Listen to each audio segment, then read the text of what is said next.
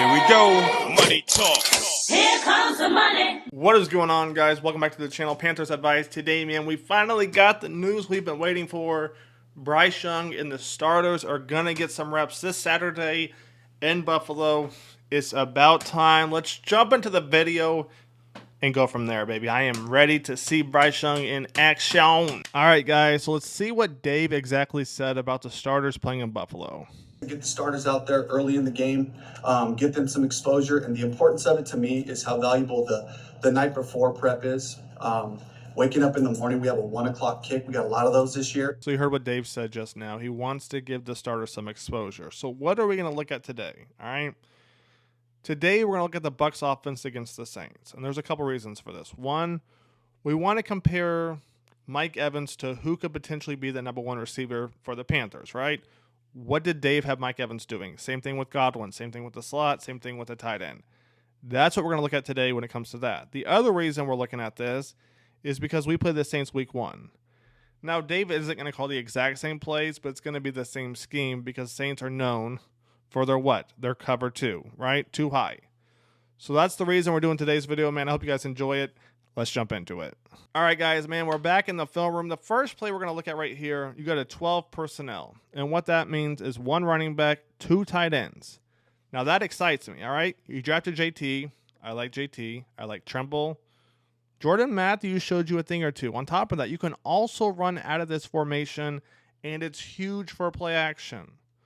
All right, so the Buccaneers, obviously you got Godwin and Evans, I believe, right there, outside receivers. 2 tight ends right there, and then your running back. I love this personnel right here. How do I picture the outside receivers looking for the Panthers? Here's what I hope happens, all right? Our number 1 receiver on the line, either XL or TMJ. All right, this is solely based off training camp. Exclude the pass. So everything we've seen in the last, month or two, just based on that. TMJ or XL, Deontay Johnson. All right. Tight ends, Jordan Matthews potentially, Tremble, and then JT Sanders. And what I like right here is that Tremble and JT are athletic enough to beat the linebackers. And when you go against the Saints, right, too high, let's say we put pressure on the safeties. They either have to pick up the tight ends right here going across the middle or a corner route from Deontay Johnson. I mean, come on, man. I like our chances. Love the personnel right here. Take a look one more time at this. Mike Evans, nice little bang on that outside, and he's open. Play action on top of that. I like it. Let's check out play number 2. Right here, once again, we're going to see a 12 personnel look. Play action, bang. Out route is open. On top of that, if that play had a little bit more time, Baker could have gone to the tight end over the top. Let's run that back real quick so you guys can see. So the play develops, bang, Baker rolls out.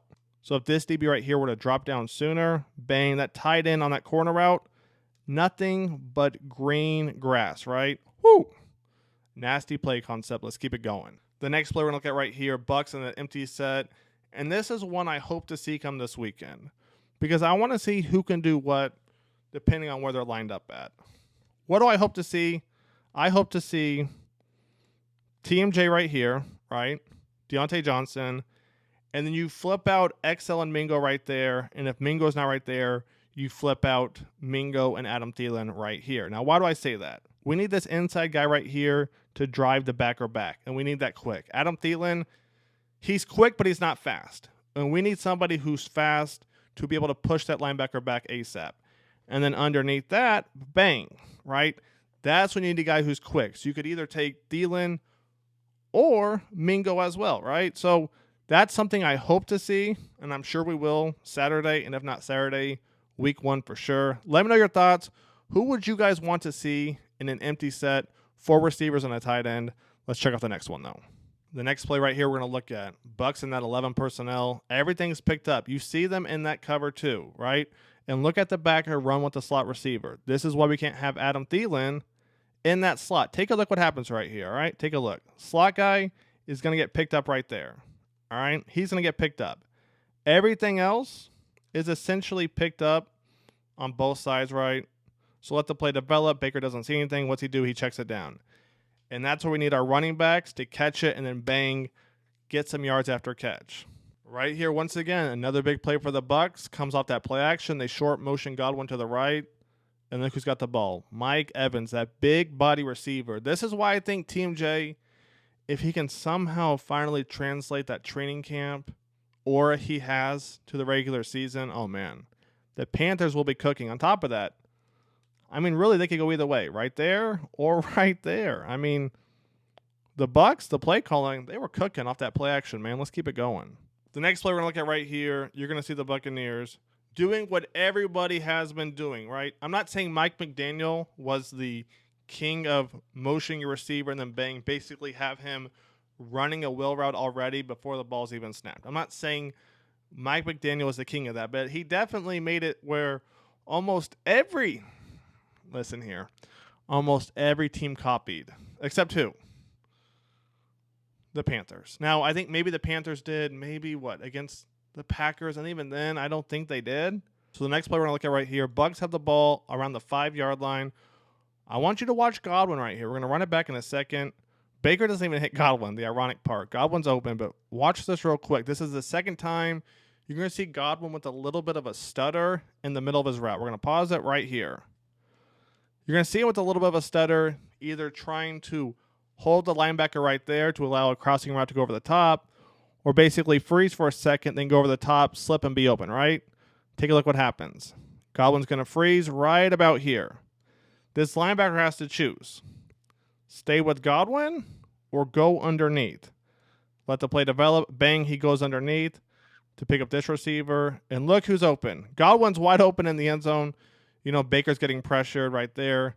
And who's he go to? He goes to his tight end out of all people. And definitely a crazy play, but I like the scheme, man. Let's take a look at our next one. I think we're almost done. The next play we're going to look at right here. Buccaneers have the ball inside the 10 once again. Baker's going to have somebody wide open right away, but he doesn't see the running back. He's going to panic right here. And honestly, he makes a heck of a throw to score.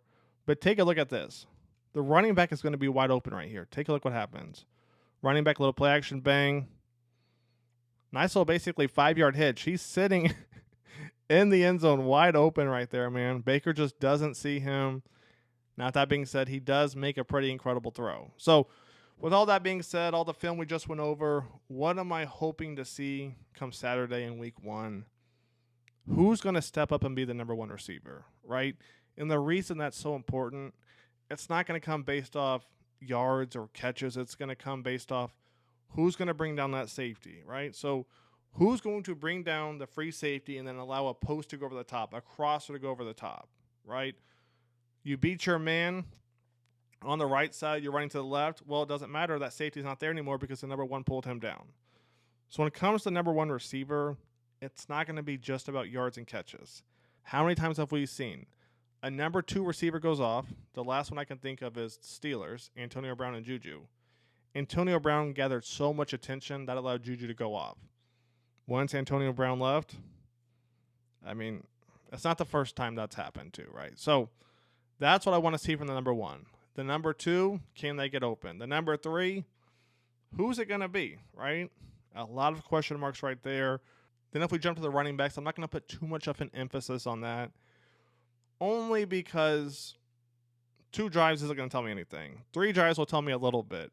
But 2 drives, 2 3 and outs, or 1 decent drive, did they actually get a shot to run the ball a consistent amount of times? Or were they used to set up the run, set up the play action, right? Dive, toss, dive, and then bang, you try to go over the top. So with the running backs, I'm not going to put too much of an emphasis on that in the preseason.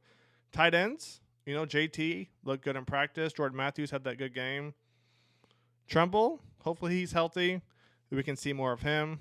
Ian Thomas, I mean, who knows what to expect? But like we went over in the film, we saw a lot of 12 personnel, 1 running back, 2 tight ends. Who are those 2 going to be? Longhorns, JT. I mean, we'll see. So with all that being said, man, I know I've been rambling for a little bit. Just want to say thank you guys for the support. I hope you guys are enjoying the content. I'm kind of finalizing the giveaway thing. Stay tuned for that. I'll announce that a week before the first game of the season. So with that being said, man, that's officially going to wrap it up. Once again, appreciate you guys. Take it easy.